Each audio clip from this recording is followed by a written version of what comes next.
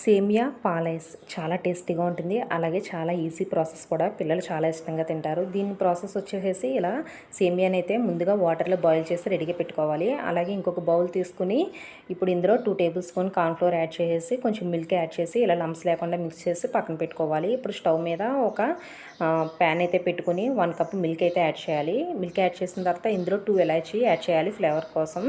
ఇలా మిల్క్ కొంచెం ఒక బాయిల్ వచ్చిన తర్వాత ఇందులో మనం యాడ్ చేసిన ఇలాచీ అయితే సపరేట్ చేసేసుకోవాలి. సపరేట్ చేసుకున్న తర్వాత మనం ముందుగా మిక్స్ చేసి పెట్టుకున్న కార్న్‌ఫ్లోర్ మిక్స్ అయితే ఇందులో యాడ్ చేసేసి బాగా మిక్స్ చేయాలి. లంప్స్ లేకుండా కలుపుకోవాలి. అది బాగా దగ్గర పడిన తర్వాత అందులో షుగర్ యాడ్ చేసుకోవాలి. షుగర్ అనేది ఎక్కువగా యాడ్ చేసుకుంటేనే మనకి టేస్ట్ సూపర్గా ఉంటుంది ఐస్ క్రీమ్ కాబట్టి.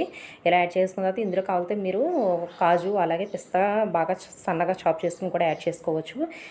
ఇలా బ్యాటర్ ఇలా స్టిక్కీగా వచ్చేసిన తర్వాత స్టవ్ ఆఫ్ చేసి ఇది కంప్లీట్గా కూల్ అయిన తర్వాత ఇలా ఐస్ క్రీమ్ మౌల్స్ తీసుకుని ఇందులో ముందుగా సేమియా యాడ్ చేసుకుని తర్వాత